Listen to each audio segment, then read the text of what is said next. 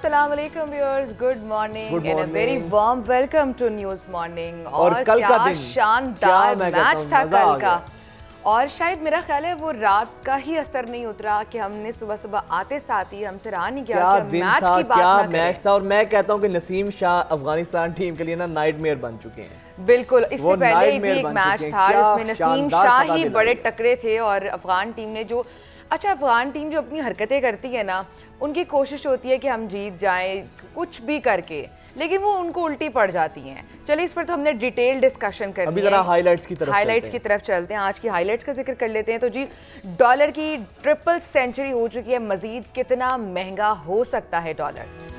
वही बैटर, वही बॉलर और वही आखिरी ओवर। नसीम शाह ने अफगानिस्तान के खिलाफ एक बार फिर तारीख रकम कर दी। सैलाबी पानी की तबाही, हजारों अफराद बेघर, हुकूमत गायब क्यों? छोटी सी बच्ची पहाड़ों की शहजादी, पंजाब की लड़की ने गिलगित में तारीख रकम कर दी। और तज़किरा करेंगे जल्द के अमराज का घर पर इलाज कैसे हो सकता है। और अब तस्करा करेंगे एक दफा फिर से नसीम शाह का कि कोई इस तरह मैच कैसे जितवा सकता है। यार इतनी शानदार फतह आयशा। अच्छा, जब टीम में ऐसे टेल एंडर्स होते हैं ना, तो अगली टीम बड़ी ही सुकून में आ जाती है कि टेल एंडर से तो कुछ होगा ही नहीं, 1 या 2 रन करेंगे और मैच जीत जाएंगे। लेकिन यही टेल एंडर्स होते हैं जो प्रैक्टिस करते हैं। इससे पहले नसीम शाह तो कर ही रहे थे चौके छक्के लगाने की practice, because at the end जब मैच विनिंग परफॉर्मेंस देनी होती है तो ये टेल एंडर्स ही होते हैं जो कभी काम आते हैं और ऐसे शॉट्स लगाते हैं, मैच विनिंग शॉट्स लगाते हैं कि आपको मैच जितवा देते हैं। इससे पहले हमने देखा जैसे मुमू अफरीदी का भी यही होता था, और जो शाहीन शाह अफरीदी हैं वो भी इस पर प्रैक्टिस कर रहे हैं। और नसीम शाह तो प्रैक्टिस नहीं कर रहे, वो मैच में परफॉर्म नहीं कर रहे। नसीम शाह ने एक दफा फिर से साबित किया है कि ही इज गेम चेंजर। और जिस तरीके से उन्होंने गेम की कॉन्सेप्ट जब लग रहा था दफा ऐसा हुआ है कि 11 स्कोर चाहिए हमें, और जब आप देखें कि आपके क्रीज पर मौजूद हैं बॉलर मौजूद हैं जिनका बैटिंग से दूर दूर तक कोई ताल्लुक नहीं है, तो बड़ा मुश्किल लगता है। लेकिन फिर भी क्या परफॉर्मेंस ही। अच्छा, शादाब का वो आपने आउट देखा होगा, कितना वो फजूल किस्म की हरकत करती हैं ये अफगानी। अच्छा, जब भी मैच होता है ना अफगानियों की, उनसे बर्दाश्त नहीं होता कि हमने पाकिस्तान से नहीं हारना। जिस तरह इंडिया और पाकिस्तान का मैच होता है ना, तो मेरा ख्याल है अफगानिस्तान के लिए भी ये उसी तरह का बहुत ज़्यादा, क्योंकि राइवलरी उनके लिए बड़ी पुरानी है, तो वो इस मैच को बहुत ज़्यादा वो ले लेते हैं। लेकिन अभी जिस तरीके से मतलब अभी हम उस फेज से नहीं निकल पा रहे जिस तरीके से कल नसीम शाह ने शानदार फतह दिलाई है। और ये इत्तेफाक है आयशा कि पिछली दफा भी लास्ट टाइम भी आपको याद होगा कि अफगानिस्तान के खिलाफ ही मैच था वो, 7 सितंबर को वो मैच हुआ था। और T20 मैच में ये नसीम शाह ही लास्ट पे खेल रहे थे, क्रीज पर मौजूद थे। और मेरा ख्याल है वो बॉलर भी सेम ही थे, जिन्हें चौके पड़े थे, भी सेम थी और खिलाड़ी भी सेम था। वाकई ही में नसीम शाह अब तो कम से कम अफगानिस्तान की टीम के लिए नाइटमेयर बन चुके हैं। दोनों दफा ये कोइंसिडेंस है ना कि आखिरी ओवर तक सनसनीखेजी, और जिस तरह आपने कहा कि जो टेल एंडर होता है उससे तो एक्सपेक्ट ही नहीं किया जा सकता कि वो इस तरह गेम चेंजर साबित होगा और इस तरह मुश्किल वक्त में पाकिस्तान को जो है जीत दिलाएगा। और मुश्किल वक्त में इस तरह की का तो वाकई और अच्छी खबर ये है कि 2 हम लोग मैच जीत चुके हैं। अगर तीसरा मैच भी पाकिस्तान जीत लेता है तो आईसीसी की जो ओडीआई की रैंकिंग है उसमें पाकिस्तान टॉप पोजीशन पर आ जाएगा, जो कि बहुत अच्छी, और मुझे लग रहा है कि जीत लेंगे, तीसरा भी आसानी से ही जीत लेंगे। अच्छा, अच्छी खबर तो हमने सुना दी और यकीनन वाकई इतनी अच्छी खबर है कि सुबह की आगाज़ हमारी बहुत खूबसूरत हुआ है आज। अब ज़रा थोड़ी सी इकोनॉमी की बात करें तो इकोनॉमी के हवाले से बुरी खबर ये है कि जो डॉलर है वो ट्रिपल सेंचुरी मुकम्मल कर चुका है। रुपए की बेकदरी का सिलसिला जारी है और हमारा जो रुपया है आयशा इतना गैर मुस्तहकम हो रहा है। आपको याद होगा हम अक्सर अपने अल्फाज में ये मुहावरा यूज़ करते हैं कि 2 टके का इंसान, ड्रामों में यूज़ होता है 2 टके का बंदा। ये 2 टका बेसिकली ये करेंसी थी बांग्लादेश की, बल्कि करेंसी है। अब ये जो 2 टका जिसको हम मुहावरतन कहते हैं, ये 2 टका भी अब पाकिस्तान के रुपए से आगे जा चुका है। इतनी बेकदरी रुपए की हुई है और मुसलसल रुपए की गिरावट का अमल जारी है। और 300 का जो हिस्सा है वो अबूर कर चुके हैं, और जो खबरें हैं वो अच्छी नहीं आ रही हैं। ये भी खबरें हैं कि ये इससे ऊपर भी जा सकता है। एक तो IMF की डील है दूसरी जानिब जो निगरान सेटअप जब से आया है तो 11 रुपये की बेकदरी हुई है, डॉलर और ऊपर गया है। इससे पहले हमने देखा कि जो एलसीज खोली गई थी, जो इजाज़त दी गई थी लोगों को, अपने जो उनके शिपमेंट्स खड़े थे बहुत अरसे से पोर्ट्स पर, उन्हें परमिशन दी गई थी कि वो उनको क्लियर कराया जाए, और जब वो परमिशन दी गई उसके बाद से हालात और ख़राब होते दिखाई दिए हैं, जिसका असर बिजली की कीमतों पर भी पड़ रहा है, पेट्रोल की कीमतों पर भी पड़ रहा है, और ओवरऑल कुछ अच्छी खबरें नहीं आ रही और हैं। बहुत ज़्यादा इकोनॉमी को लेकर इस वक्त बदतरीन सूरत हाल हुई पड़ी है। इसी तमाम तर मामले पर बात करेंगे। माहिर मैशत डॉक्टर खाकान नजीब साहब हमारे साथ मौजूद हैं। बहुत शुक्रिया sir, welcome to News Morning. Khaqan साहब, हमेशा सर जब भी ऐसा मामला होता है तो आपकी राय को बहुत अहमियत दी जाती है, आप लोग सुनते हैं, आपकी माशाल्लाह बड़ी ज़बरदस्त राय होती है इकोनॉमी पर। सर ये बताएं कि ये कहीं डॉलर के सिलसिला रुकने का नाम लेगा या नहीं लेगा? कहाँ तक हमारा रुपया गिरेगा? इतना आए दिन जिस तरह डॉलर की रुपये उस पर कदर में इजाफा हो रहा है, तो इम्पेक्ट क्या होगा आइंदा आने वाले दिनों में इसका? बिस्मिल्लाहिर्रहमानिर्रहीम। सो ये आपने सही इंट्रोडक्शन सामने रखा है। इस वक्त obviously everyone is a bit worried कि जो रुपए की कदर है उसमें बहुत वीकनेस दिखाई दे रही है। सो ये बात तो एस्टैब्लिश्ड है। इसका एक असर इलेक्ट्रिसिटी की कीमतों पर भी होता है, इन्फ्लेशन पर भी होता है, ये बात भी दुरुस्त है। अब अवामिल क्या हैं जिसकी वजह से ये हो रहा है? मैंने जो बहुत अब तहकीक की है तो एक बात तो बड़ी वाज़ेह हो गई है कि पाकिस्तान के जो मसले हैं वो शॉर्ट टर्म में भी बड़े कॉम्प्लेक्स हैं। लॉन्ग टर्म के मसले तो कॉम्प्लेक्स ज़रूर हैं और उनको हमें हल बहुत ही, जिससे कहेंगे एस्ट्यूट मैनेजमेंट से करना है, जिससे मेरा मतलब है कि हमें बहुत ही ऐसे रिजल्ट्स लाने के लिए जो प्रॉस्पेरिटी लाए मुल्क में, हमें बहुत मेहनत करनी पड़ेगी।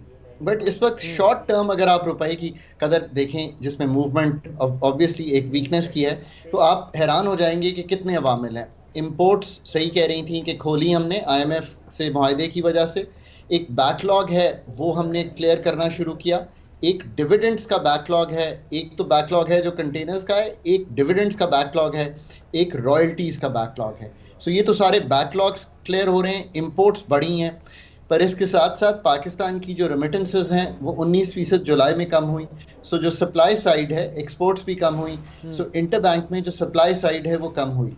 इसके साथ साथ जो बहुत ज़रूरी चीज़ है वो ये है कि हमने प्लेजेस कुछ किए मुल्क से बाहर। आपको याद है कि जिनीवा में एक कॉन्फ्रेंस हुई थी, उसके अलावा प्रोग्राम और प्रोजेक्ट फ्लोज, वो कोई $9 बिलियन की शायद वहाँ बात हुई थी, पर ये एक कंसिस्टेंटली चलते हैं, उनको बढ़ाने की ज़रूरत है, वो हमारे इनफ्लोज हैं।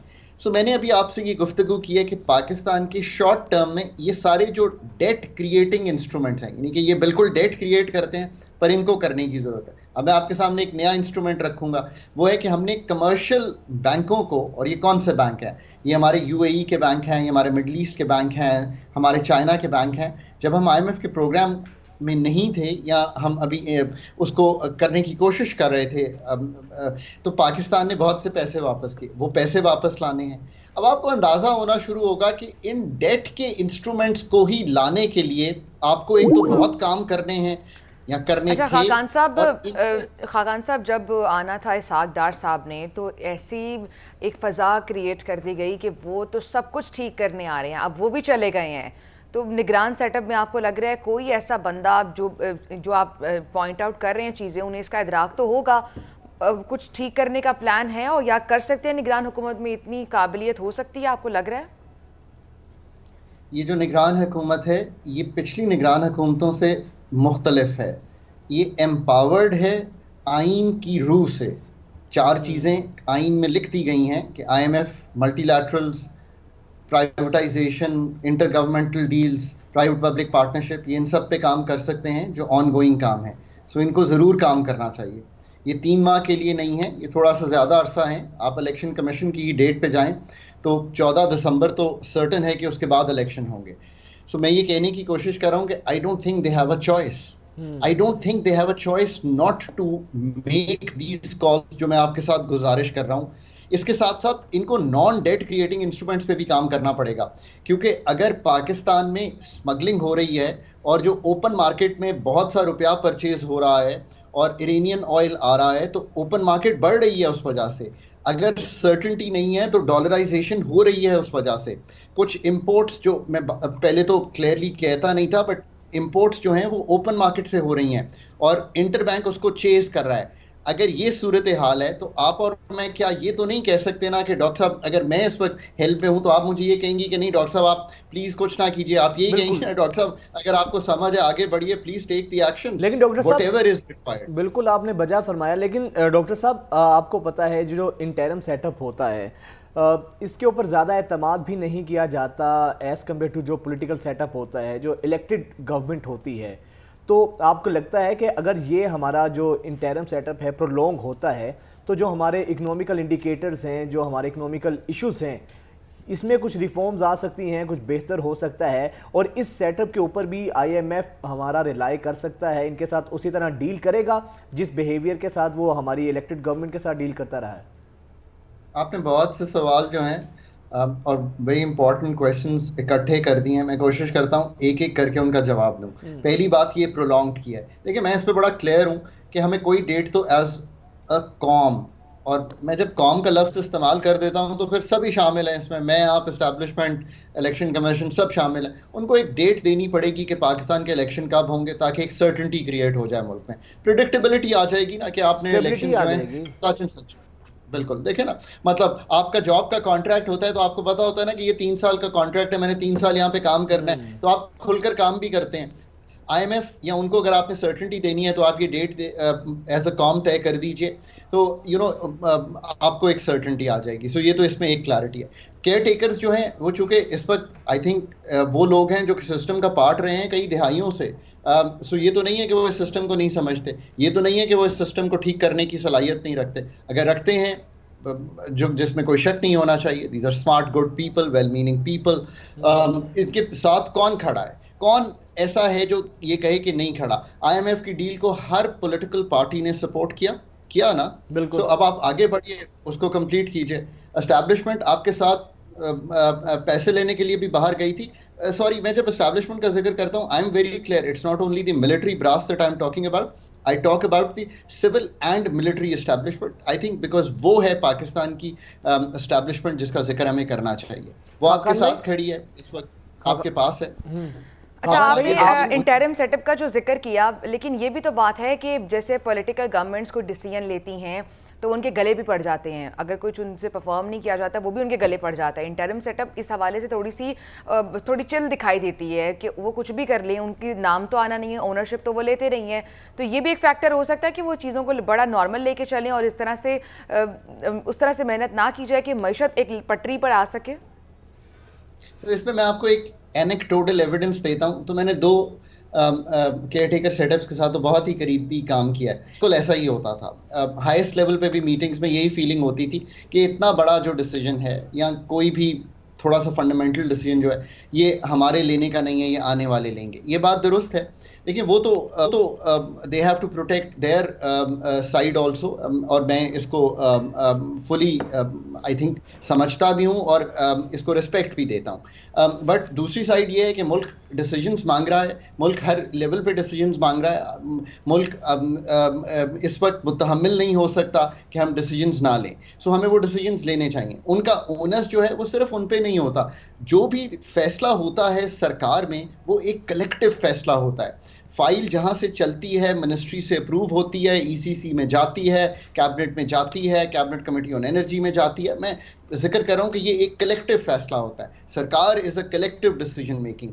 जरूर ओनस जो है आप पे ये है कि आप टेक्निकल हैं, आप टेक्निकल नो हाउ रखते हैं, financial, IT, science and technology हर चीज़ की रखते हैं, तो हम एक्सपोर्ट्स, तो इसमें जो जो काम किए जा सकते हैं। देखिए ना, पाकिस्तान बेहतर किस तरह होगा? पाकिस्तान बेहतर इसी तरह होगा ना कि मैं अगर 2 महीने के लिए हूं तो मैं अपने 2 महीने कंट्रीब्यूट करूं, आप 3 महीने के लिए आप 3 महीने करें, कोई 5 साल के लिए आएगा वो 5 साल इमीडिएट डिसीजन क्या लेने चाहिए निगरान सेटअप को मईशत को बेहतर करने के लिए?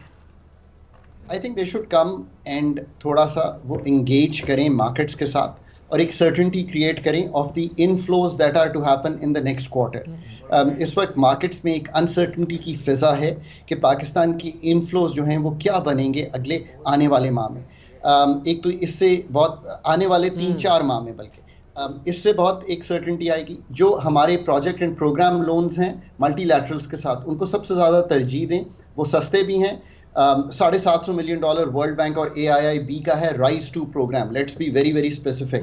उसको एक डेट तय कर दें कि वो दिसंबर में बोर्ड होगा, कब आएंगे पैसे, so that we move on that, so that market को एक सर्टेनिटी हो कि पैसे कब आएंगे। क्योंकि देखिए मार्केट की सर्टेनिटी तो फैक्ट्स पे है। मैं एक फैक्ट आपके सामने रखता हूँ, पाकिस्तान के ज़खायर वेल अबव $8 बिलियन चले गए थे जब हमने IMF के साथ प्रोग्राम साइन किया।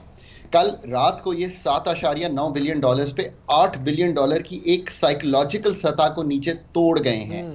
Now that's not a good sign. $125 million का आउटफ्लो हुआ है हफ्ते में, that's not a good sign.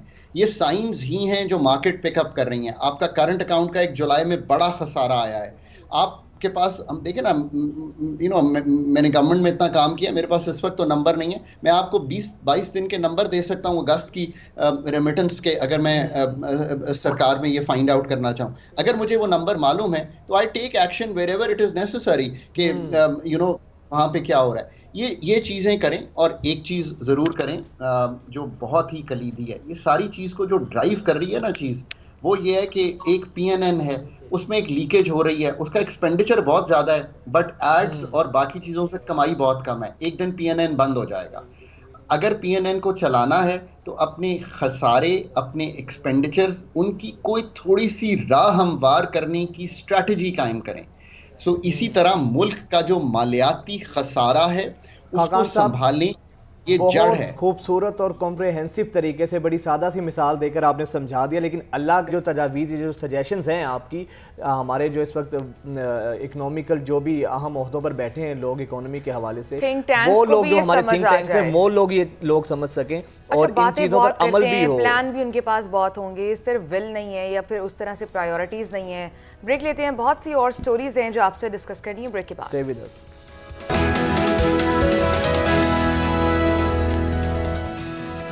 Break के बाद एक बार फिर आपको खुशामदीद कहेंगे। और नाज़रीन, निगरान सेटअप प्रोलॉन्ग होने जा रहा है, ये तो कंफर्म हो चुकी हैं खबरें। इलेक्शन कमीशन की जानिब से भी इसकी कंफर्मेशन सामने आ चुकी है।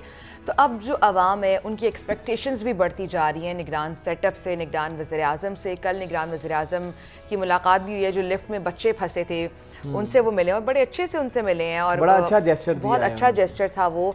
चलिए वो बात तो एक तरफ, लेकिन अब एक सोशल मीडिया पर एक वीडियो भी वायरल हुई है जिसमें कुछ लोग गीत गाकर वज़ीर-ए-आज़म, एक चीज़ है, हर किसी का ना अपने क्या कहते हैं फ्रस्ट्रेशन को निकालने का, कैथारसिस करने का मुख्तलिफ तरीका होता है। वज़ीर-ए-आज़म साहब पिंजरा पुल बनाओ, अच्छा बड़े अच्छे लिरिक्स बनाए और अच्छे, और दूसरी चीज कितने खूबसूरत तरीके के साथ उन्होंने अपना मुतालिबा सामने रख दिया है, उनके सामने रखी। अच्छा, ये बाकी सबके लिए भी एक मैसेज भी है कि अगर लोग अपना कोई भी मुतालिबा, एहतजाज रिकॉर्ड कराते हैं अपनी बात मनवाने के लिए, हर बात कहने का एक अच्छा खूबसूरत तरीका भी हो सकता है।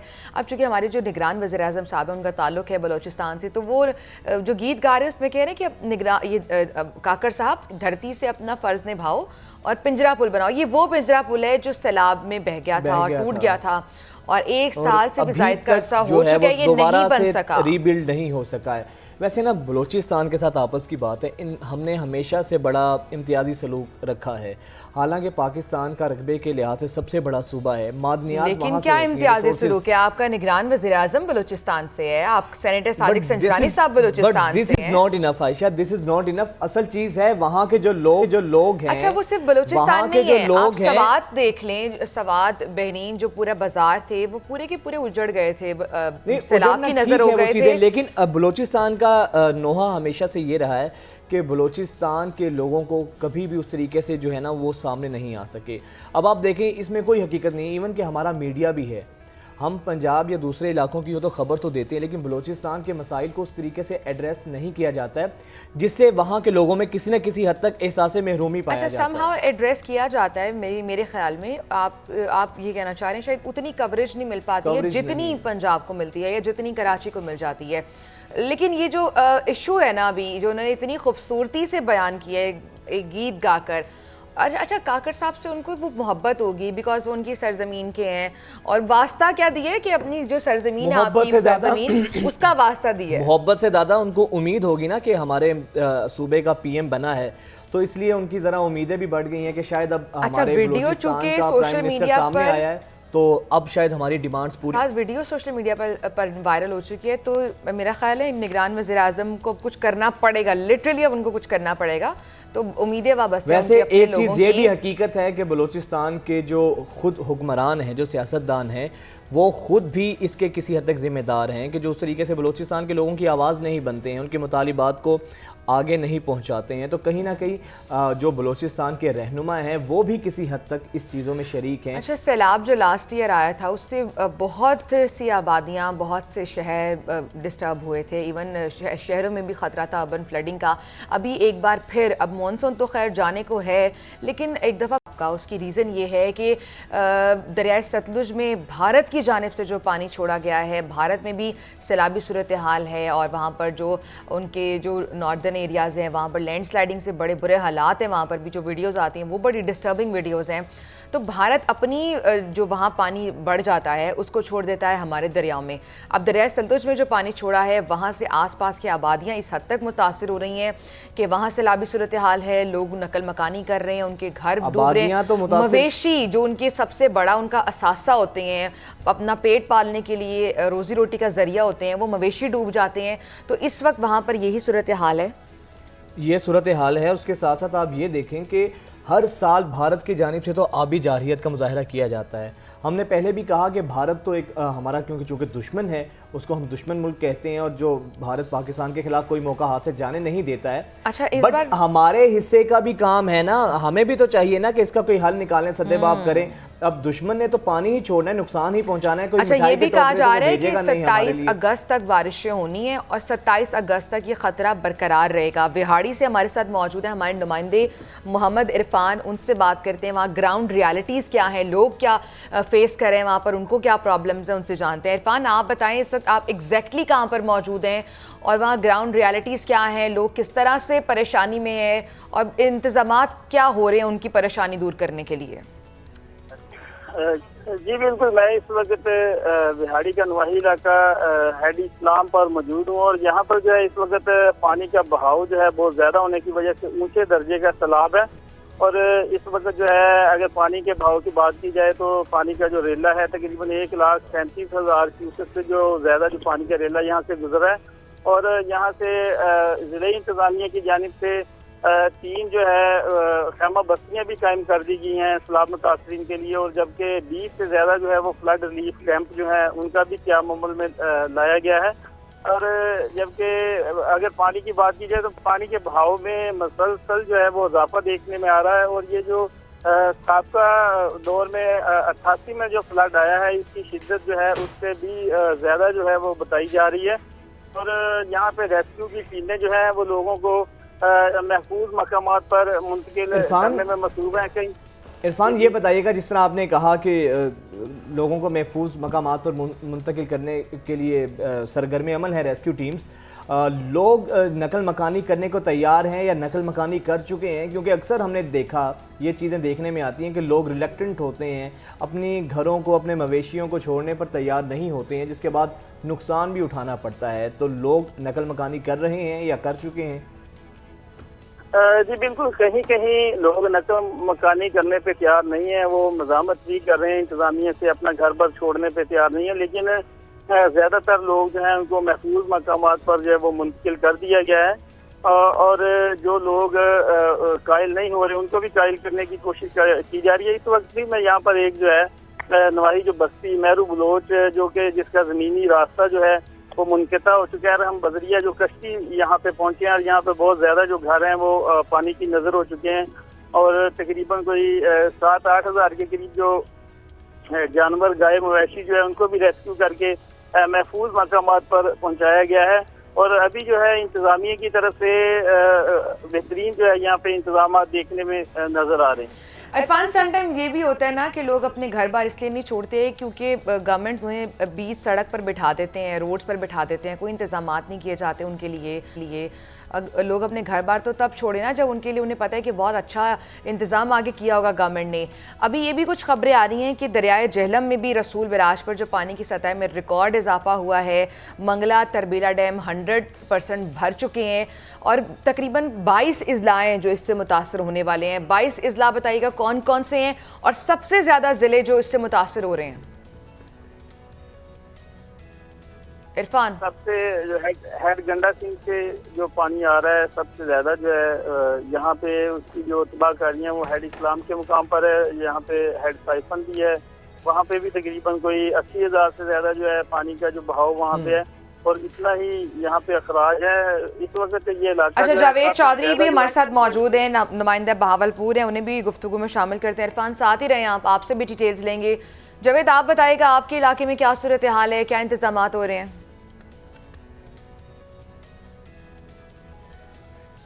जावेद, आपको आवाज आ रही है? अच्छा, जावेद को आवाज़ नहीं आ रही, वहाँ पर सिग्नल्स का भी शायद कुछ इशू है। अच्छा, ये इतनी वहाँ पर ज़मीनी राब्ता जाता है, लोगों का आपस में कनेक्शन नहीं रहता, देहात पूरे दूसरे शहरों से दूसरे देहातों से कट जाते हैं, तो वहाँ पर जो सबसे बुनियादी मसाइल पेश आते हैं ना वो स्किन के या फिर आपके हेल्थ के जो इश्यूज होते हैं वो पेश आते हैं। अभी बीमारियां जन्म लेती हैं, डेंगू, मलेरिया और इस तरह के मच्छरों की वजह से। मैं लास्ट टाइम सखर विजिट किया है सैलाब के दौरान, जो सूरत हाल होती है लोगों के साथ, जिन जिन बीमारियों का मसाइल का सामना करना पड़ता है वो तो ठीक है, लेकिन आयशा बात यह है कि भारत ने जो पानी का रैला छोड़ा है, इसी पर बात करने के लिए एक दफ़ा फिर से जावेद चौधरी हमारे साथ मौजूद हैं। जावेद चौधरी, बताइएगा बहावलपुर में सैलाब की सूरत हाल क्या है और क्या मनाजिर हैं इस वक्त वहाँ के? नकल मकानी जारी है, किस तरह से वहाँ पे रेस्क्यू टीमें काम कर रही हैं? जी, बहावलपुर में ज़िले इंतज़ामिया काफ़ी मतहरक दिखाई दे रही है। 23 रिलीफ कैंप लगाए गए हैं। मैं आपको ये बताता चलूँ कि जो सैलाब है जो मोस्टली वहाँ पे है जहाँ पे लोगों ने दरियाई बीट में जहाँ पे आबादी कर रखी थी और वहाँ पे अपनी काश्तकारी की हुई थी। दरिया का जो बाहर का इलाका है वहाँ पे सैलाबी सूरत हाल नहीं है। एक दो जिमीदारा बंद जो हैं वो टूटे हैं जहाँ पर इंतजामिया फौरी तौर पर मतहरक हुई है। रेस्क्यू 11 22 ने कार्रवाई करते हुए वो जो बंद हैं उनको बांध दिया है, जबकि आम मामूल के मुताबिक यहाँ पे जो पानी है यहाँ से गुजर रहा है। चूंकि दरिया काफ़ी अरसे से खुश्क था और उसकी वजह से भी जो पानी है उसकी वो शिद्दत नज़र नहीं आ रही। मैं आपको ये बताऊं कि हमने यहाँ पे तमाम जो रिलीफ कैंप हैं वो भी विजिट किए हैं। एक दो रिलीफ कैंपों के अलावा लोगों की ज़्यादा बड़ी तादाद यहाँ पे नहीं है। जो फसलें हैं लोगों की, और वही फसलें ज़्यादा तबाह हुई हैं जो दरिया के अंदर काश्त की गई थी। बाहर पानी नहीं ज्यादा आ रहा। और बहावलपुर का डिस्ट्रिक्ट जो है, मैं बहावलपुर डिस्ट्रिक्ट के हवाले से आपको आगाह कर रहा हूँ। बहावलपुर की जो तहसील अहमदपुर शर्किया है वहाँ उच्च शरीफ का जो इलाका है वहाँ के कुछ इलाके ज़ेरे आब आए हैं चूँकि वहाँ पानी की शिद्दत ज्यादा है और वहाँ खतरात ज्यादा हैं। जबकि शहर की सूरत हाल ये है कि पानी की तादाद 1988 के बाद सबसे ज्यादा है ये शिद्दत जो पानी यहाँ से गुजर रहा है। 50,000 क्यूसेक के करीब दरियाए सतलुज से जो अभी पानी जो बहावलपुर का ब्रिज है यहाँ से गुजर रहा है, जिसकी जो 20 फीट के करीब जो है उसमें गहराई है। आम हालात में इतना जो पानी है वो यहाँ नहीं आया और तरीक की ये बुलंद तरीन सतह है, लेकिन मामला चूंकि ये दरिया खुश्क रहा है और इंतजामिया बर वक्त मतहरक रही है, इसलिए यहाँ पर कोई खतरा ज्यादा नहीं नजर आ रहा है। बहुत शुक्रिया जावेद चौधरी, आप हमें ग्राउंड रियलिटीज़ बता रहे थे वहाँ पर।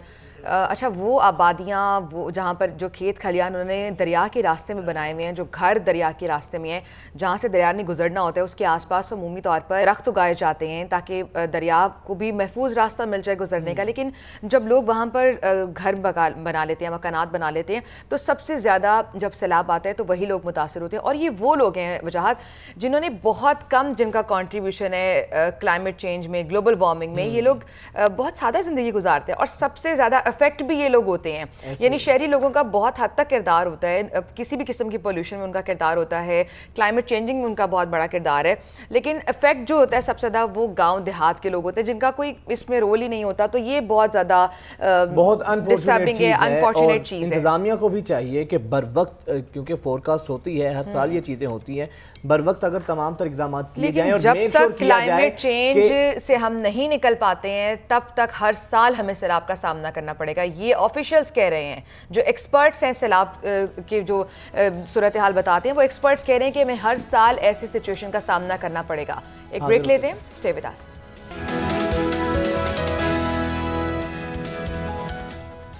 नाज़रीन, इस वक्त जो हमारे मुल्क के हालात हैं, मौशी हालात की मैं ख़ास तौर पे बात कर रहा हूँ, हर शख्स परेशान है। इससे पहले आयशा ये होता था कि गरीब आदमी को 2 वक्त की रोटी का हसूल मुश्किल होता था। अब तो गरीब आदमी तो बहुत पीछे रह गए। जो सफ़ेद पोश तबका है, जिसका भरम बाकी होता है, जो माशरे में जिसने अपना स्टेटस मेंटेन रखना होता है, वो बेचारा इस वक्त जो है ना उसके लिए सर्वाइवल का मसला बना हुआ है। इस वक्त आपको एक वीडियो दिखाते हैं जिसमें एक बेचारा रेडी बान है और वो रो रहा है कि वो कहता है कि मैं सारा दिन मेहनत मजदूरी करके ठेला लगा कर 500 रुपया कमाता हूँ और बिजली का बिल उसका आया है 12,000 रुपया।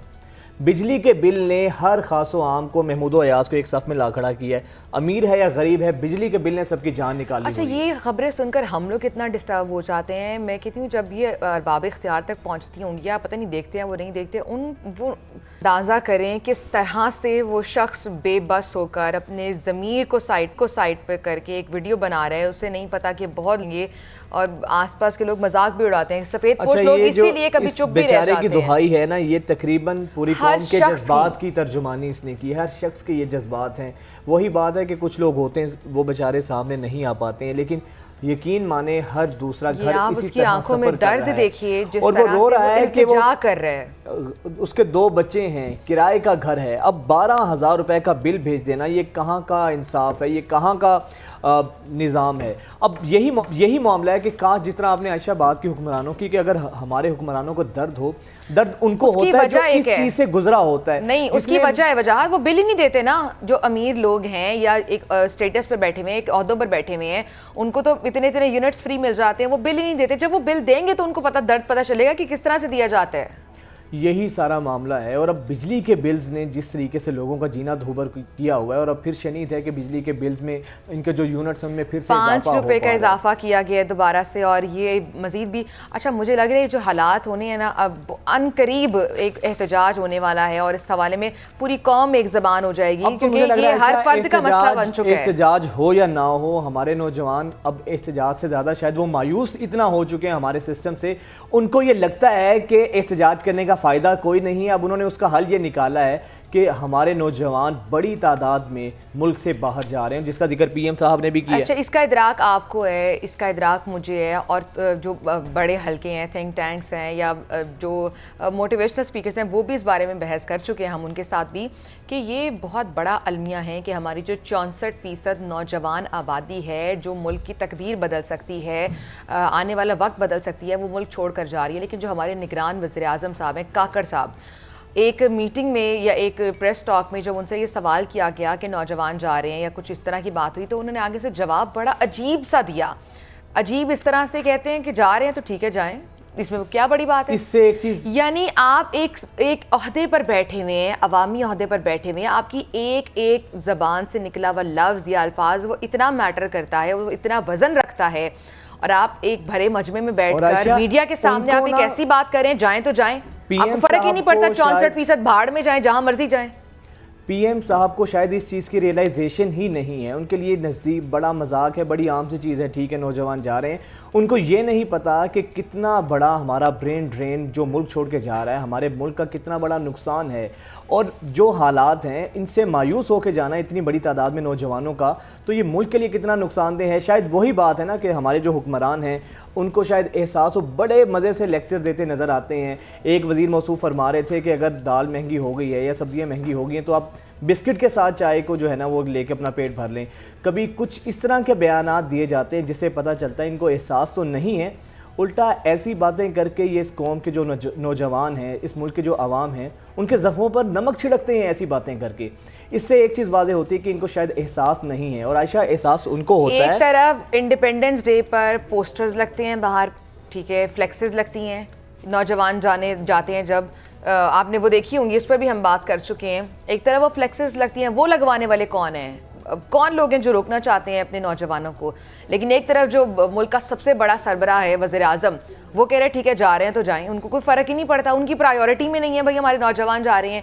प्रायोरिटीज़ में जो कौमें होती हैं ना, जो अपनी यूथ को यूटिलाइज़ करती हैं, नौजवानों को इतने फैसिलिटेट किया जाता है बिकॉज वो सरमाया है, उनके पास वो ब्रेन्स हैं जो आपके पास भी नहीं है, उनके पास वो एबिलिटीज़ हैं। अच्छा, बाहर की कंट्रीज़ में नौजवानों को कुछ टास्क दे दिए जाते हैं और उनसे ये देखा जाता है कि वो कैसे वो टास्क को बरोकार लाते हैं, उनके पास क्या क्या, बिकॉज वो लोग कहते हैं कि हम लोग 50-60 की एज में लोग हैं, वो जो यंगस्टर्स हैं ना, वो जो जेनजीज हैं या मिलेनियल्स हैं, उनकी सोच अलग है, वो ग्रुप्स बना दिए जाते हैं और वो बजात वो देखते हैं कि एक टास्क, एक ख़ास किस्म का टास्क जो यंगस्टर है उसने किस तरह से किया है और जो 20-30 की एज में उसने किस तरह से किया है, फिर वो आइडियाज़ को यूटिलाइज करते हैं, उस पर पूरी कैंपेन्स चलती हैं, इस तरह चीज़ें बढ़ती हैं। लेकिन हमारे वज़ीर आज़म साहब कह रहे हैं जाएँ, फ़र्क ही नहीं पड़ता। हमारे मुल्क के नौजवान का हाल ये है कि 16 ईयर एजुकेशन हासिल करने के बाद, डिग्रीज लेने के बाद, कोई बेचारा ठेले लगा रहा है, कोई बेचारा ऊबर बाइक या पे बाइक्स वगैरह चला रहा है, कोई राइडिंग कर रहा है। रिक्शा ड्राइवर्स इतने पढ़े लिखे होते हैं, मास्टर्स किया हुआ होता है उन्होंने, एक आधी बार इत्तेफाक हुआ है रिक्शे में बैठने का तो वो इंग्लिश में बात कर रहे हैं, वो आपको इंग्लिश में ग्रीट करते हैं, तो फिर इंसान पूछने पर मजबूर हो जाता है कि भाई आपकी क्या मजबूरी है। वो कहते हैं भाई मेरे पास MBA की डिग्री है, मुझे नौकरी नहीं मिलती। वो रिक्शा चला रहे हैं, ये नौजवान बाहर जाते हैं फिर। अच्छा, कल की ये खबर है, अफ़गानिस्तान ने अपने जो यंगस्टर्स थे उनको बाहर नहीं जाने दिया।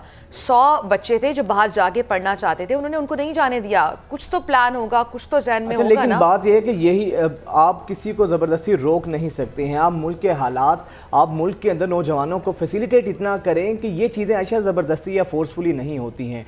आप अपने मुल्क के नौजवान के लिए अपॉर्चुनिटीज़ इतनी पैदा करें, मौके इतने पैदा करें कि वो खुद बाहर जाने के लिए आमादा ना हो, वो पाकिस्तान की अभी खिदमत तो कर फिलहाल सके। सूरत हाल लेकिन ये यहाँ है पर कि मौके ना पैदा करें। अभी आप बिजली के बिल कंट्रोल कर लें, महंगाई कंट्रोल कर लें, डॉलर को कंट्रोल कर लें, मईशत को कंट्रोल कर लें, ये फिल वक्त इतना बहुत है नौजवान के लिए। उसे थोड़ा सा उम्मीद नज़र आएगी। अगर ये जो नौजवान हैं जो अपने माँ बाप को छोड़कर, अपनी पूरी फैमिलीज़ को छोड़ के बाहर जाते हैं, ये इनके लिए भी आसान नहीं होता, ये इनके लिए भी बहुत मुश्किल होता है वजह परदेश काटना। ये कोई आसान बात, सिर्फ अपने मुस्तकबिल को रोशन करने के लिए, अपने आने वाली नस्लों को बेहतर मुस्तकबिल देने के लिए बाहर जाते हैं। ब्रेक लेते हैं, स्टे विद अस।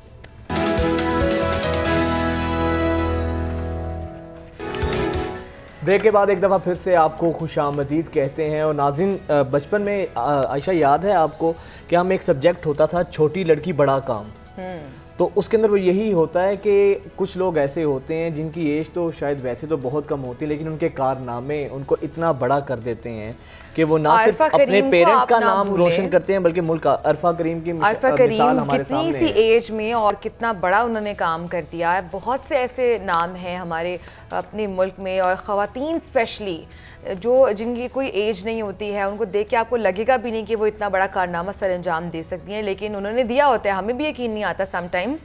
लेकिन आज हम आपको मिलवाने जा रहे हैं एक ऐसी बच्ची से, एक ऐसी टीनेजर बच्ची से जिसने माउंटेन चढ़कर कोपे माई में अपना नाम बनाया है। अच्छा, और क्या शानदार उन्होंने कारनामा सर अंजाम दिया। इतनी उम्र के अंदर मुझे याद है कि जिस एज में अनीका फातिमा जिन्होंने कारनामा सर अंजाम दिया है और पाकिस्तान का नाम रोशन किया है, इनकी उम्र के अंदर तो शायद हमें घर से बाहर निकलते हुए रात को डर लगता था, और माशाल्लाह इस बच्ची ने इतना बड़ा कारनामा सर किया है। ये फुटेज भी आप देख सकते हैं। ये देखें, ये बच्ची है, इसकी 16 इयर्स इसकी एज है।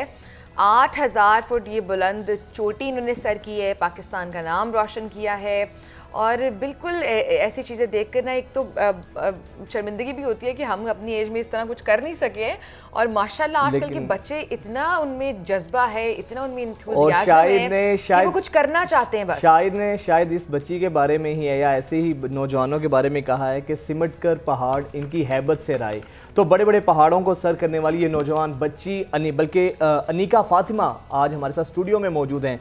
Anika, welcome to News Morning. Aneeqa, welcome to News Morning. बहुत शुक्रिया, आपने हमारे लिए वक्त निकाला। मुझे तो यकीन नहीं आ रहा कि ये आप हैं वाकई, और इतना आप 8000 फुट बुलंदी पर आप चढ़ गई हैं। ना डर लगा, ना थकी आप, कुछ भी नहीं हुआ। 8000 नहीं, 5009। ओके, 5000। तो फिर भी 5000 फिर भी यार बहुत ज़्यादा है। मसल किस तरीके से आइडिया किसका था? शुरू से आपका ये शौक़ था, एडवेंचर इतनी ज़बरदस्त जो आपने इस एज में की है, कैसे ये ख्याल आया आपको? शुरू से हम लोग नॉर्दर्न एरियाज़ में जाते रहे हैं। अब मेरे बाबा हमें बहुत ज़्यादा सपोर्टिव हैं, वो बचपन से हमें लेके जाते रहे हैं। हम लोग ट्रैक्स करते रहे हैं छोटे छोटे नारान वैली में। उसके अलावा हम लोगों ने कश्मीर में बहुत ज़्यादा किए हैं ट्रैक्स, लेकिन वो छोटे छोटे थे। आहिस्ता आहिस्ता इंस्पायर हुई समीना बेग से, शहरोज़ काशिफ से, और फिर थोड़े से बेसिक सीखे मैंने शिमशाल वैली में। वैली ऑफ माउंटेनियर्स है शिमशाल वैली, वहाँ से मैंने बेसिक सीखे और मैंने शिमशाल पास किया, और शिमशाल पास में है कुसर पीक, वो समिट की। अच्छा, शमशाल क्या है? इसे पास करना ज़रूरी होता है अगर आपने कोई भी माउंटेन सर करना है? नहीं, वो वैली ऑफ माउंटेनियर्स है, वहाँ पे माउंटेन्स बहुत ज़्यादा है वहाँ पे। मतलब जिसने अगर माउंटेनियर बनना हो ना तो वो स्टार्ट अपना अच्छा वहाँ से। अनिका, मुझे एक बात बताएं कि बहुत मुश्किल होता है, ये आसान चीज़ नहीं है। आपकी हेल्थ और अब सब चीज़ें बहुत मैटर करती हैं, फिर इतना लंबा सफ़र इंसान थकता भी है। तो आप माशाल्लाह इतनी छोटी सी हैं, तो किस तरह आपने किया? मुझे अभी तक अगर ये फुटेज में ना देखते हम लोग तो हमें और शायद ये यकीन ना आप आता। यकीन माने, ये जो फुटेज हम चला रहे हैं ये सेम एग्जैक्ट वही बच्ची है। कैसे, क्या क्या मुश्किलात रहीं, कैसे ये आइडिया आया? स्टार्टिंग में थोड़ी सी मुश्किलात थी, मतलब सांस लेने में मसला आता जब हाइट पे जाते थे। अच्छा। और लेकिन आहिस्ता आहिस्ता एडजस्ट होते गए माहौल में, और चोटें भी लगी थी बहुत ज़्यादा। अच्छा, कैसे? हाँ जी।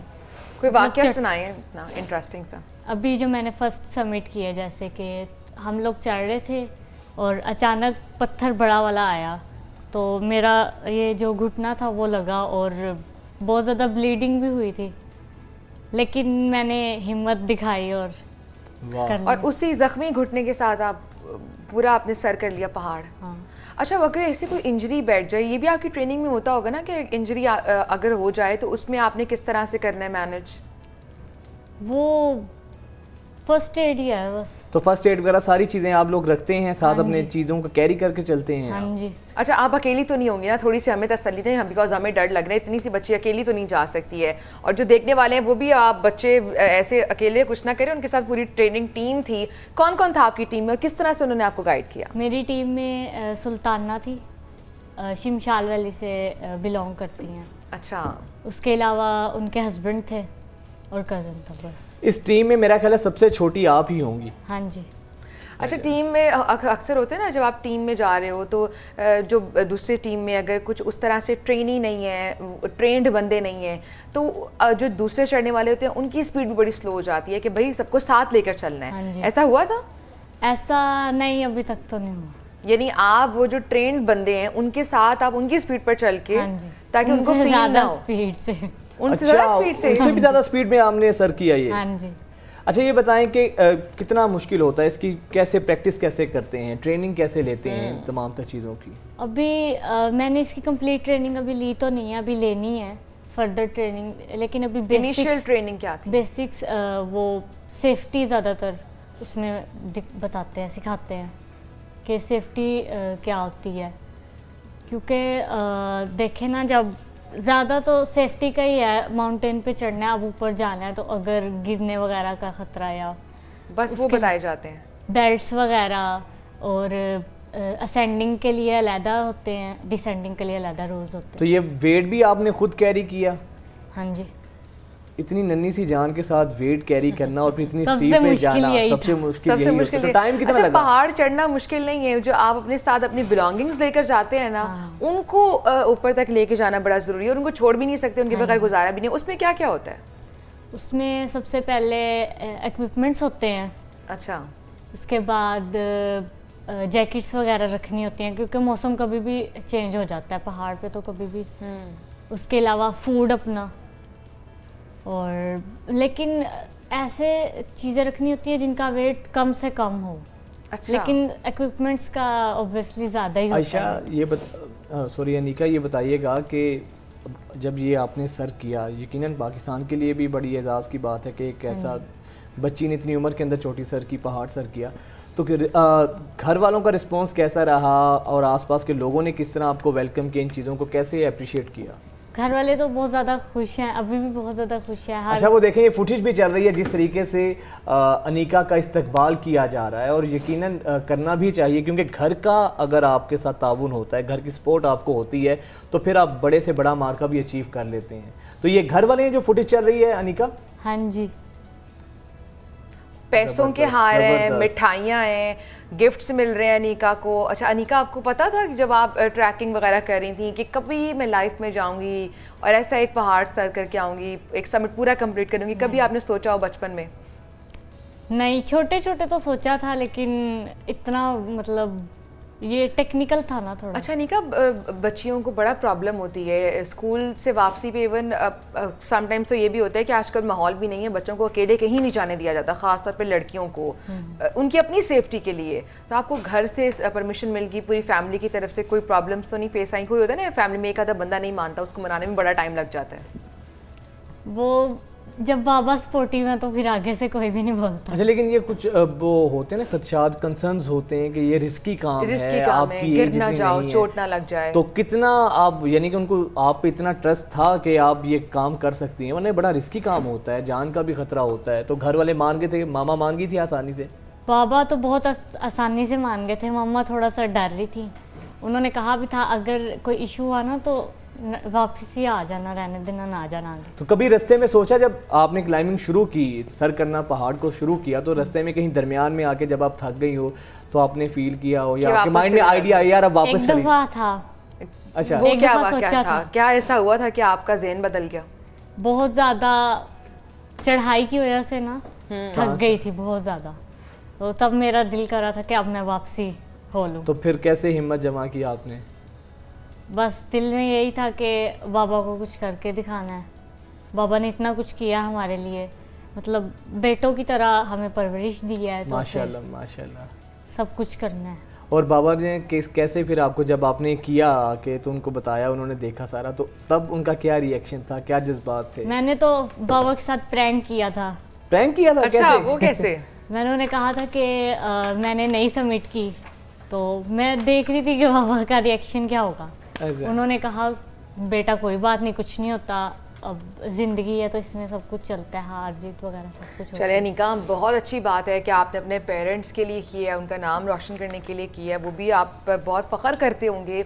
लेकिन सेफ्टी कंसर्न्स मलहूज़ रखना, उसको जहन में रखना बहुत ज़रूरी है। हमारी भी ये रिक्वेस्ट है कि आप जब सिर्फ भी नया अपने सबमिट घर वालों करें, के लिए ही बाइसे फ़ख्र नहीं है, हम सबके लिए हम बाइसे सबके लिए फ़ख्र बाइसे है। फ़ख्र है। और सेफ्टी को लाजमी मलहूज़ खातिर रखें और ट्रेनिंग प्रॉपर लें और फिर अगले और सबमिट आयशा, की तरफ इससे जाएं। एक बहुत और शुक्रिया। लेसन भी मिलता है हमें कि अगर आप कुछ करने का, कर गुजरने का जज्बा रखते हैं और अगर आपने ठान ली है कि ये गोल मैंने अचीव करना है, तो फिर आप तो ना कर तो सकते आपकी एज आड़े आती है, ना तो वसाइल आपके आगे रुकावट बनते हैं, आप कर सकते हैं। तो अनीका का यही पैगाम है कि इस तरीके से आप अपने गोल को अचीव कर सकते हैं। खैर अब आगे अच्छा, बढ़ते हमने हैं। एक और इशू पर बात करनी, इशू ही कहेंगे इसको कि पाकिस्तान में जो चिड़ियाघर हैं उनकी हालत यहाँ तक पहुँच चुकी है कि एक के बाद एक जानवर बीमार पड़ता रहता है। अभी जो कराची के चिड़ियाघर में हथनी नूर जहाँ थी, उसके बाद अब हथनी मधुबाला हैं, वो भी बीमार पड़ गई हैं। उन्हें ब्लड पैरासाइट इन्फेक्शन हो गया, यानी उनके खून में कोई पैरासाइट इन्फेक्शन है, जिसके बाद उन्हें सफारी पार्क मुंतकिल करने की तैयारियां की जा रही हैं और तैयारियां तकरीबन मुकम्मल हो चुकी हैं कि उन्हें सफारी पार्क अब मुंतकिल कर दिया जाएगा। इसके लिए जो बैनुल-अक़वामी तंजीम है फोरपास, उसके सरबरा आमिर खलीली भी आए हैं और उनके साथ दीगर उनके माहिरीन भी मौजूद हैं। जो मधुबाला हथनी है उनको ट्रेनिंग दी जा रही है कि वो किस तरह से क्रेन पर चढ़े और फिर वहाँ उन्हें सफारी पार्क मुंतकिल किया जाए, बिकॉज सफारी पार्क में थोड़ी ज़्यादा जगह है और वहाँ पर जानवरों की देखभाल ज़्यादा अच्छी है। वो थोड़ा अपने हैबिटेट में रहते हैं, उनको फील होता है कि हम जंगल में हैं। अच्छा, चिड़ियाघर में जो जानवरों को एक पिंजरे में बंद कर दिया जाता है वो इतना डैमेजिंग होता है उनके लिए, उनकी मेंटल हेल्थ के लिए, फ़िज़िकल हेल्थ के लिए, जब उनका उस तरह से ख्याल नहीं रखा जाता। तो चिड़ियाघर से बहुत बेहतर ऑप्शन है सफारी पार्क। मेरा ख्याल है कि चिड़ियाघर बंद हो जाने चाहिए और जितने भी जानवर हैं उनकी अच्छी देखभाल सफारी पार्क में हो सकती है। अब ये भी डॉक्टर्स कह रहे हैं कि जो मधुबाला है, जो ब्लड में इन्फेक्शन है मधुबाला के, वो किसी हद तक मेडिसिन से भी कवर हो रहा है और बहुत कम रह गया, यानी ख़तरे से बाहर है उनकी जान। ये चलो अच्छी चीज़ है कि चलो इन्फेक्शन हुआ है कि अब ख़तरा टल चुका है, लेकिन उन्हें बेहतर ज़िंदगी देने के लिए, बेहतर लाइफस्टाइल देने के लिए मधुबाला को अब सफारी पार्क मुंतकिल किया जाएगा। और ये भी कहा जा रहा है कि जो समझ नहीं आती कि महकमा वाइल्ड लाइफ कहाँ पर मौजूद है, महकमा वाइल्ड लाइफ क्या कर रहा है सारे मामले में। रोज़ाना हम देखते हैं लाहौर में सूजी के साथ जिस तरह हुआ, उसके बाद फिर हमने देखा रहीम यार खान में जो चिड़ियाघर में मसलन जानवर मर जाते हैं, उसके बाद उनकी लाशें वहाँ पर पड़ी रहती हैं, मुर्दा हालत में वो वहाँ पर पड़े रहते हैं, कोई उठाने वाला नहीं होता। ये तफरीही पार्क से ज़्यादा कब्रिस्तान का मंजर पेश करने लगते हैं। ये कोविड के बाद हमने देखा है कि बहुत आवाज़ें बुलंद हुई हैं, हमारे जो एक्टर्स हैं उन्होंने इस बारे में आवाज़ उठाई है कि चिड़ियाघर बंद होने चाहिए। जब वो हथनी नूरजहां जब इंतकाल कर गई थी और उनकी कब्र भी वहीं पर बना दी गई थी, तो उसके बाद बड़े लोगों ने आवाज़ उठाई कि चिड़ियाघर बंद होने चाहिए, जस्ट बिकॉज आप अपने बच्चों की खुशी के लिए, 2 पल की खुशी के लिए कि वो जानवर देखकर खुश होते हैं, तो आप जानवरों की पूरी ज़िंदगी उनको कैद में गुजारते हैं। कोविड में 15 दिन की आइसोलेशन नहीं लोग काट सके, तो ये ज़िंदगी भर की आइसोलेशन काट रहे हैं पिंजरों में। इनको अपने हैबिटेट में रहना चाहिए, जहाँ इससे ये आए हैं, जहाँ ये इनकी फैमिलीज़ हैं, इन्हें वहाँ रहना चाहिए। तो फिल वक्त जो बेहतर ऑप्शन नज़र आ रही है वो सफारी पार्क है और कंटेनर के ज़रिए मुंतकिल किया जाएगा इनको।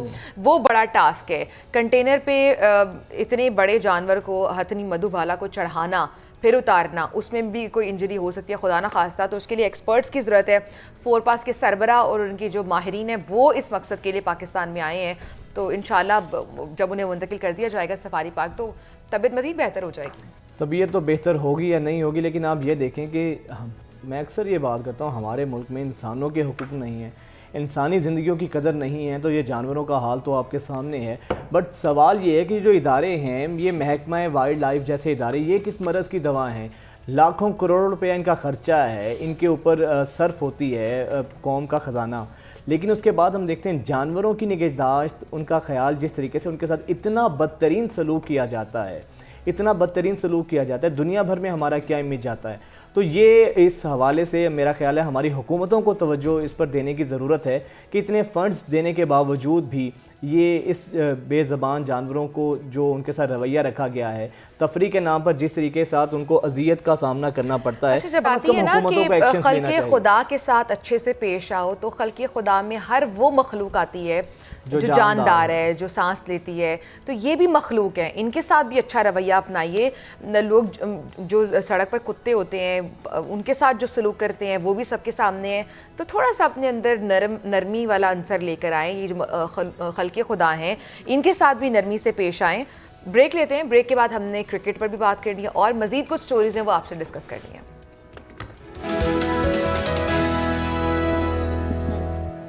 तो नाजरीन, किसको पसंद नहीं है कि वो खूबसूरत दिखे, अच्छा दिखे, देखने वालों की आंखों को भला लगे।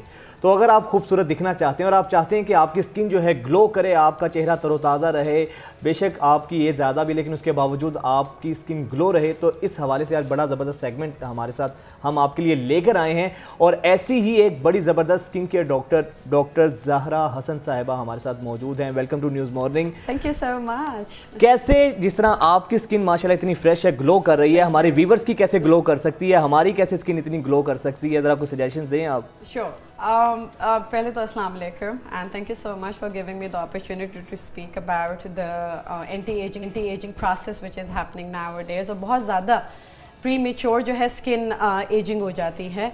अब उसकी बहुत सारी वजूहात हैं, ठीक है। और फ्रेशनेस रखने के लिए basically vitamin C, cleansing, good AM और PM रूटीन होनी चाहिए। AM मॉर्निंग में उठना, अच्छे एक फेस वॉश से या साबुन से मुंह धोना, उसके बाद जो है एक अच्छा सा मॉइस्चराइज़र लगाना, और मॉइस्चराइज़र के बाद एक अच्छे से सन ब्लॉक लगाना।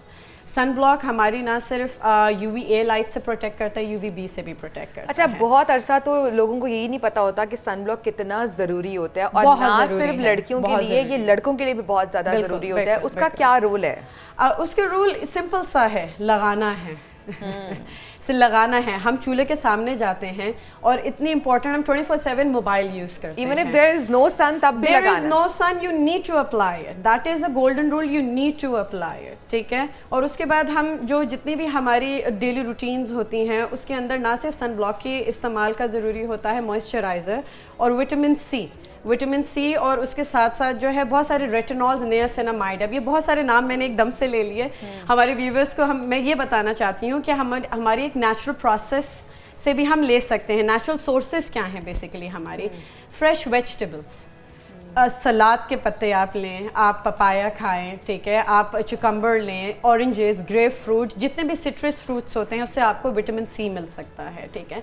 अच्छा, विटामिन सी खाना ज़्यादा इफेक्टिव है या मुंह पर लगाना? क्योंकि आजकल बोथ लेकिन द मोस्ट इम्पॉर्टेंट थिंग है अगर आपके अंदर बॉडी इम्पॉर्टेंट लाइक बॉडी जो है आपकी हेल्दी है तो आपके मुंह पे ग्लो आएगा। अगर आप मुंह पे 24 क्रीमें लगा रहे हैं, मतलब बहुत एक्सपेंसिव भी लगा रहे हैं या लोकल भी लगा रहे हैं, लेकिन if your body is not healthy, not strong, you not taking sleep properly, ठीक है, आप अच्छे तरीके से ना अपनी डाइट का ख्याल कर रहे हैं, ना आप पानी का ज़्यादा इस्तेमाल कर रहे हैं, कोकोनट वाटर पिएं, तो कुछ पानी लगा लें तो फ़र्क नहीं पड़ेगा। फ़र्क आप लगाएं और साथ में अपनी बॉडी को हेल्दी भी रखें। अब आजकल बहुत सारे प्रोसीजर्स बहुत सारे कॉमन हो गए हैं। Everybody wants to look very much like Reema और like you know Shan and everybody wants to look like an actor और एन एक्ट्रेस। आजकल एक चीज़ बड़ी कही जाती है, उसमें मेरे ख्याल से सच्चाई भी यही है कि कहा जाता है कि अगर अनटिल और अनलेस आपका इनर ग्लो नहीं है, अंदर से अगर आप वो हील नहीं है तो आउटर ग्लो नहीं होगा, चाहे जो मर्जी चीजें अप्लाई कर मर्जी आप कर लें। अच्छा, अभी जो आपने बात की ना कि आजकल लोग इतना कॉपी करते हैं सेलिब्रिटीज को। अब जो सेलिब्रिटीज की तो मजबूरी होती है, उन्होंने टीवी पर आना होता है, उन्हें वो खूबसूरत नहीं देखेंगे तो उनको काम नहीं मिलेगा डेफिनेटली। लोग इतना कॉपी करने लग गए सेलिब्रिटीज को, उनकी तो मजबूरियां और हैं। अब घर में जो रहने वाली खवातीन है वो इतना प्रोसीजर्स करवाती हैं। Common filler, Botox, threads. अब फिलर्स क्या हैं, बोटॉक्स क्या हैं, थ्रेड्स क्या हैं, देयर आर 3 डिफरेंट प्रोसीजर्स। लेकिन ये है कि इनका खवातीन जो हमारी 80 to 90% जो हमारी रह भी रही हैं घरों के अंदर, वो भी अब करवाने लग गई है। अब हमारा आता है इन्वेजिव और नॉन इन्वेजिव प्रोसीजर्स पे। नॉन इन्वेजिव है लेजर्स, जो आजकल दिन ब दिन अच्छा, इस पर भी हम बात करते हैं, लेजर्स पर। ये बहुत इंपॉर्टेंट है, ये बात हम करेंगे भी। लेजर पर हम बात कर रहे थे कि लेजर इतना कॉमन हो चुका है, कराना चाहिए नहीं कराना चाहिए, क्या साइड इफेक्ट्स हैं उसके? जी डॉक्टर जहरा। लेजर्स बहुत तरह के हमारे पास आए हुए हैं। स्किन हेयर रिजुविनेशन के लिए भी है, कोलेजन सिंथेसिस के लिए भी है, और जो मोस्ट कॉमन जो आजकल प्रोसीजर्स चल रहे हैं वो माइक्रो नीडलिंग और रेडियो फ्रीक्वेंसीज के चल रहे हैं, ठीक है। अब उसमें आईवी कॉकटेल्स भी आती हैं, कॉम्बिनेशन ट्रीटमेंट भी आती है। अब ये मैंने बहुत सारे नाम ले लिए, ठीक है। तो वो ये है, मोस्ट कॉमन है नॉन इन्वेजिव प्रोसीजर्स होते हैं जो लेजर्स होते हैं।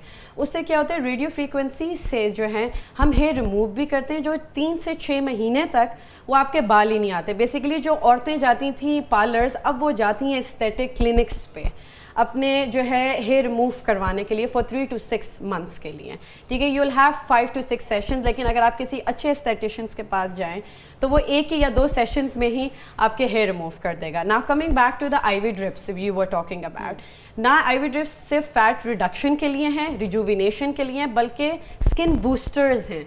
जो हम मल्टीविटामिन्स पिछले ज़माने में खाते थे, अब वो हमें आईवी के तौर पे मिल रही हैं। वो ड्रिप्स लगती हैं, उसकी ड्रिप्स लगती हैं। सब तरह के मल्टीविटामिन्स हैं आपके, उनको कॉकटेल्स कहा जाता है। अब कॉकटेल्स में डिपेंड करता है क्या नुकसानात होते हैं, क्योंकि जब भी कोई चीज़ आप खाने वाली होती है या लगाने वाली होती है, लोगों की ये कोशिश होती है कि उसके नुकसानात कम से कम हों। बेसिकली डिपेंड करता है कि अगर आप जाते साथ एक अच्छी सी डायग्नोसिस करें, अगर डॉक्टर की, एक अच्छे डॉक्टर की डायग्नोसिस अच्छी नहीं है और पास हिस्ट्री वो नहीं लेता और वो देखता ही नहीं है कि उस हर बंदा डिफरेंट होता है दूसरे बंदे से, ठीक है। फॉर एग्जांपल अल्लाह रहम करे, I have got a diabetes, ठीक है, you are a heart patient, ठीक है, so I am gonna give you a really different IV drip as compare to the one giving it to मी।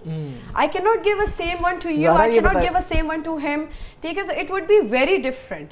लेकिन depend करता है कि उस कॉकटेल के अंदर एक एक्सपर्टीज जो है, एक्सपर्ट एस्थेटिशियन जो है, वो क्या देता है, आपके अंदर क्या डेफिशिएंसीज हैं, आपके अंदर क्या चीज़ की कमियां हैं। यानी हर ड्रिप हर बंदे को नहीं लगाई जा सकती। ये भी है कि स्किन पीआरपी आजकल बहुत हमें देखने को मिल रही है, बहुत कॉमन है। चाहे कोई हाउसवाइफ है या कोई प्रोफेशनल खातून है, सब लोग ये इसकी तरफ जाते हैं। Even if a tea boy is coming के PRP of the face. Doctor साहब, आपके बाल माइक को लग रहे हैं, आपकी आवाज सही नहीं जा रही है। Alright, I am so sorry. Okay बस ठीक है। अच्छा, ये बताइएगा पीआरपी की हम बात कर रहे थे। Yes, platelet rich plasma basically इसे कहा जाता है, और वो ना सिर्फ फेस का होता है बल्कि बालों का भी होता है। बिल्कुल। इफ यू हैव एलोपेशिया, ठीक है, बाल का बिल्कुल कम हो जाना, बोल्डनेस हो जाना।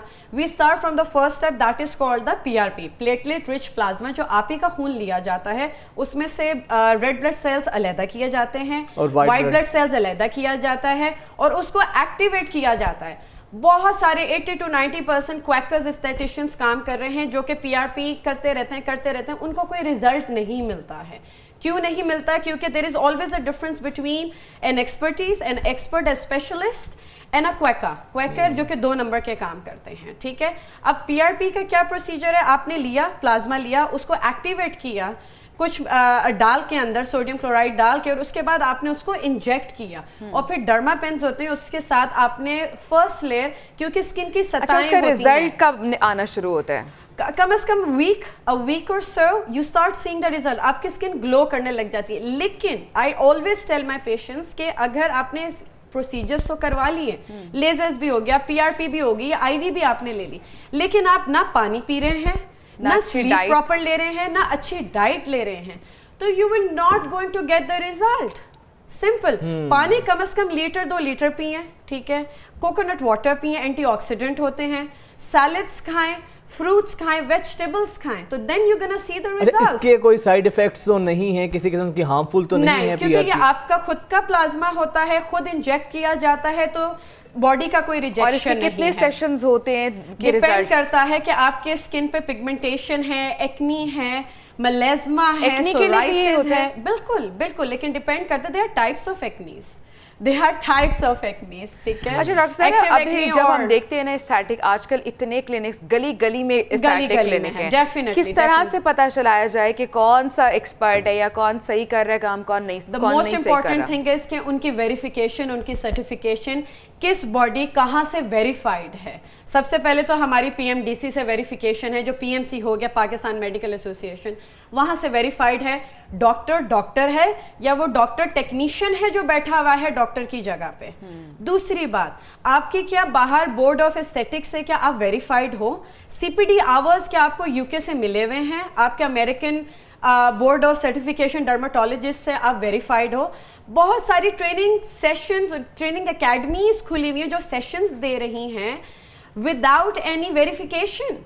और वो डॉक्टर्स भी नहीं हैं, वो डॉक्टर्स नहीं हैं, they are not aestheticians. It's just because demand and supply का सीन है कि इतनी डिमांड बढ़ चुकी है कि गली गली में जो टेक्नीशियन है वो भी काम कर रहा है। और चाइनीज और कोरियन प्रोडक्ट्स इतने मार्केट में अवेलेबल हो गए हैं कि you don't know the difference between an original product. Difference को रियलाइज करना बहुत जरूरी है, बहुत ज्यादा। Verification is the most important thing, certification is the most important. आपको होमवर्क करना बहुत इंपॉर्टेंट है, आंखें बंद करके। चलिए, यानी आप जो भी ट्रीटमेंट कराना, खूबसूरत वक्त का और इतनी जबरदस्त आपने बातें की, हमारे साथ थी, बहुत शुक्रिया आपका।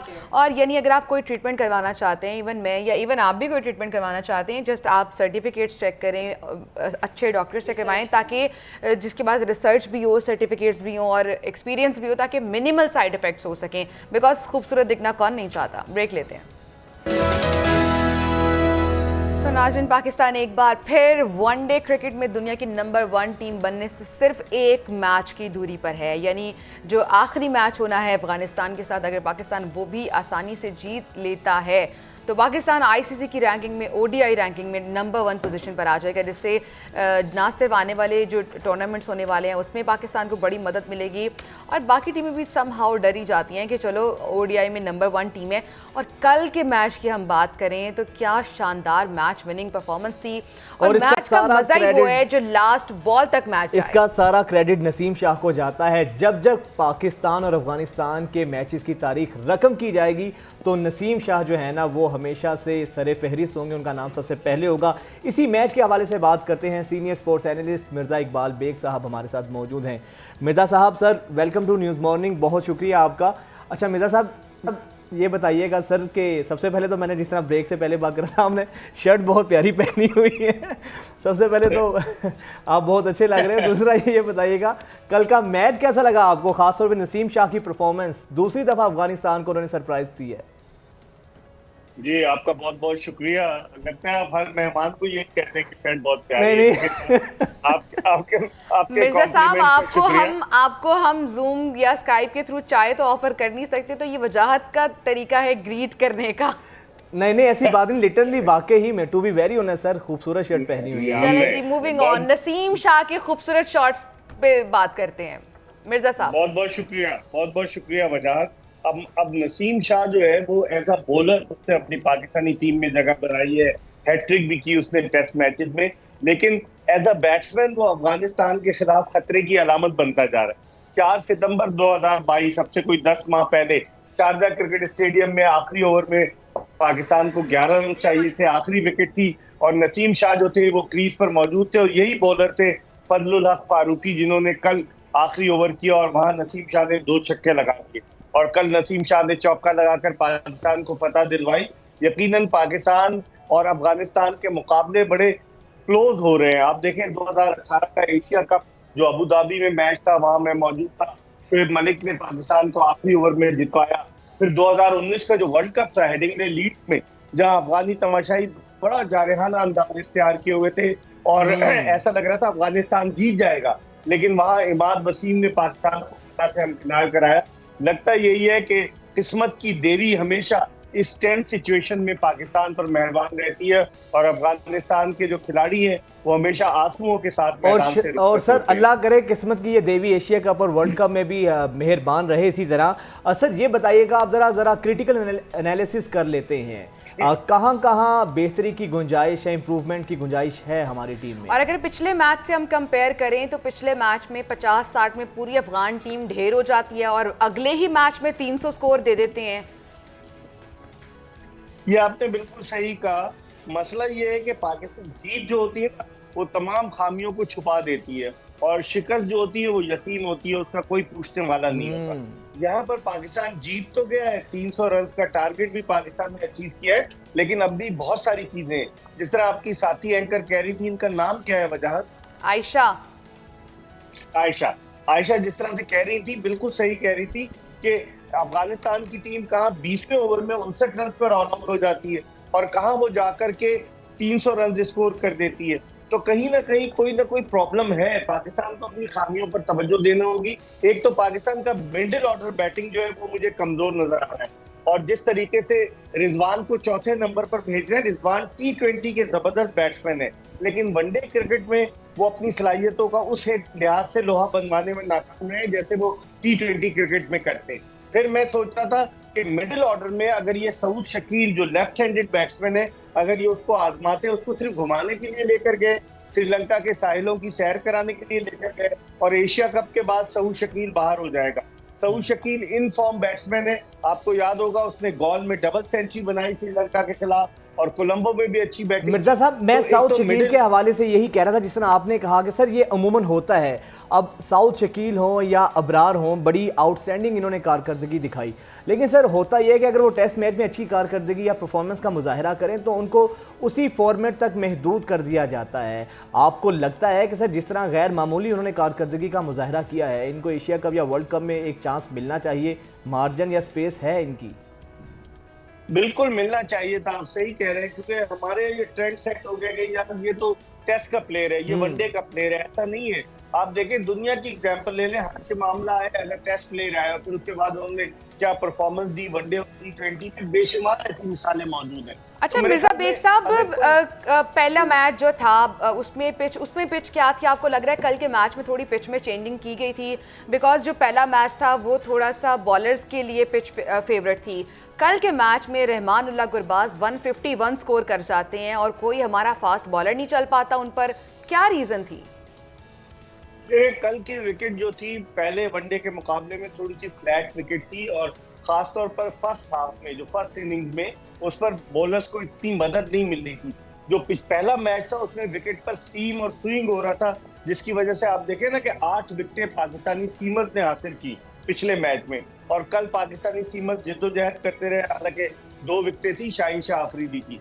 तो मैं समझ रहा हूँ विकेट पे थोड़ा सा फर्क था, लेकिन इसके बावजूद अफगानिस्तान का जो डिसीजन था ना कि टॉस जीतकर वो पहले खुद बैटिंग करें, वो बिल्कुल सही डिसीजन था और फिर रात को गेम थोड़ा सा ब्रेक भी हो रहा था। अफगानिस्तान की शिकस्त की एक वजह ये भी थी कि उसका जो एस लेग स्पिनर है राशिद खान, वो नहीं चला, उसने कोई विकेट नहीं ली, लेकिन उसके बावजूद hats off to Pakistan, Shadab Khan ने जिस तरह की बैटिंग की है कि अगर सही उसको मैन ऑफ द मैच दिया गया, जिस तरह से वो शिकस्त के मुंह से फतह को निकाल कर लेकर गया, यकीनन क्रेडिट उसको देना अच्छा, चाहिए। मैं चाहूंगी मिर्जा साहब, आप शादाब खान की जो विकेट गई उस पर ज़रा कमेंट कीजिएगा आप। ये स्पोर्ट्समैनशिप जो स्पिरिट है इस तरह का होना चाहिए, बिकॉज फाउल तो नहीं था, लेकिन इस तरह से विकेट जाना, आप क्या समझते हैं? आप कमेंट कीजिए, आप बेहतर बता सकते हैं।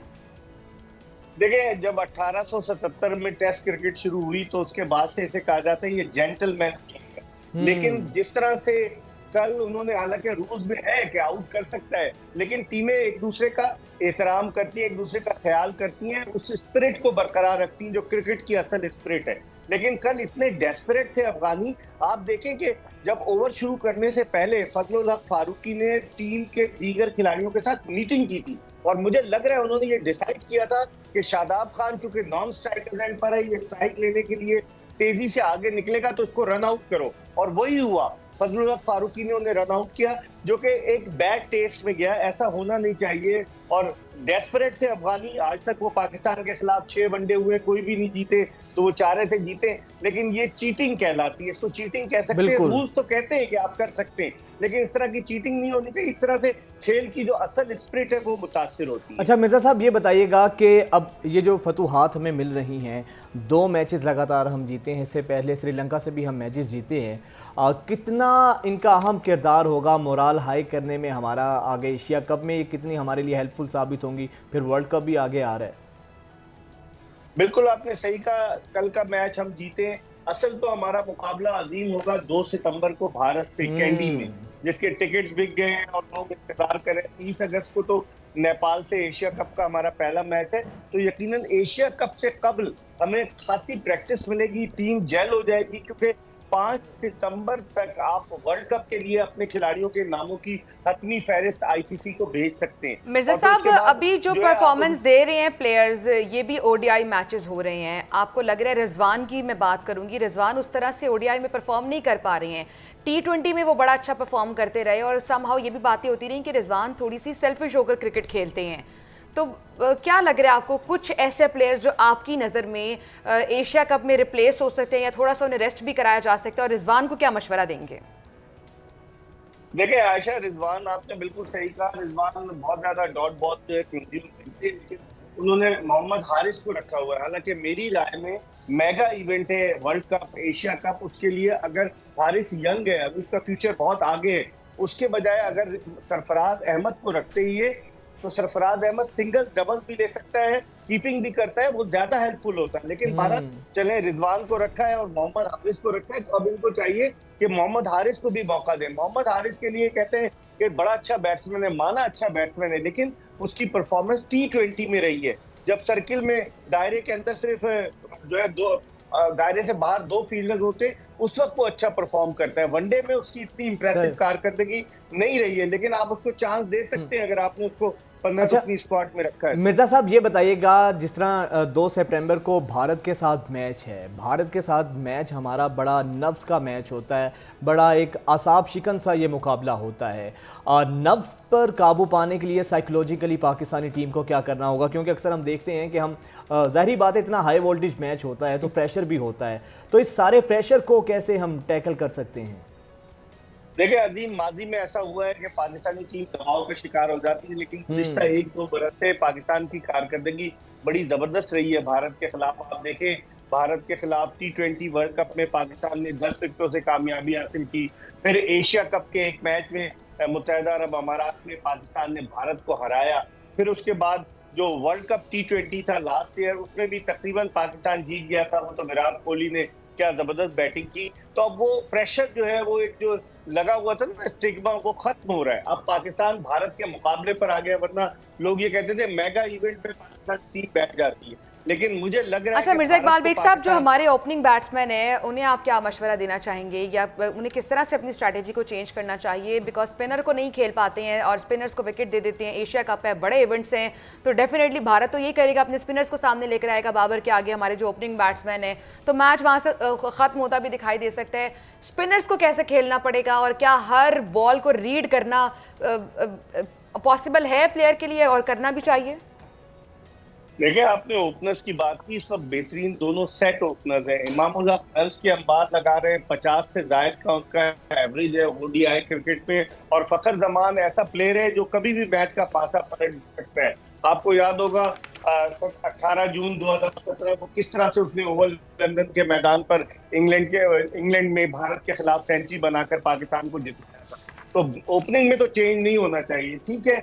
स्पिन बॉलिंग के लिए पाकिस्तान को थोड़ी स्ट्रेटेजी प्लान करनी चाहिए कि स्पिनर्स को किस तरीके से हैंडल करना है। भारतीय स्पिनर्स में कौन है? रविंद्र जडेजा है और कुलदीप है, तो उनको कैसे हैंडल करेंगे ये देखना होगा। स्ट्रेटेजी बनाएगी टीम मैनेजमेंट और उसके बाद ही पता चलेगा। उसके बाद ही पता चलेगा। मिकी ऑर्थर ने भी टीम को ज्वाइन कर लिया, जो कौमी टीम के डायरेक्टर हैं श्रीलंका में, वो पाकिस्तानी टीम को ज्वाइन कर चुके हैं। तो टीम का मोराल तो बहुत हाई हुआ है, बड़ा अच्छे से वेलकम किया उनको। बहुत शुक्रिया। मिर्ज़ा इकबाल बेग स्पोर्ट्स तज्जियाकार हमारे साथ मौजूद थे, हमने कोशिश की हम उनकी मौजूदगी का फ़ायदा उठाएं। अच्छा, मिकी ऑर्थर आ गए हैं तो लग ये रहा है कि बड़ी अच्छी स्ट्रैटेजीज भी बताएंगे मजीद टीम को, और वो सितंबर तक टीम के साथ रहेंगे और टीम को बहुत ज़्यादा उनका मोराल भी हाई होगा, नए नए ट्रिक्स भी बताएंगे। वैसे टीम को खैर इतनी तो टीम बहुत अच्छे से जेल है और बहुत अच्छा लड़के खेल रहे हैं। और जाते जाते हम एक बार फिर नसीम शाह को क्रेडिट देंगे, जो उन्होंने मैच विनिंग परफॉर्मेंस दी है ना। आगे आने वाला जो मैच है उम्मीद है वो भी बहुत अच्छा परफॉर्म करेंगे और सीरीज़ 3-0 से अपने नाम करेंगे। मंडे को आपसे मुलाकात होगी, अपना बहुत सारा ख्याल रखिएगा। अल्लाह हाफ़िज़।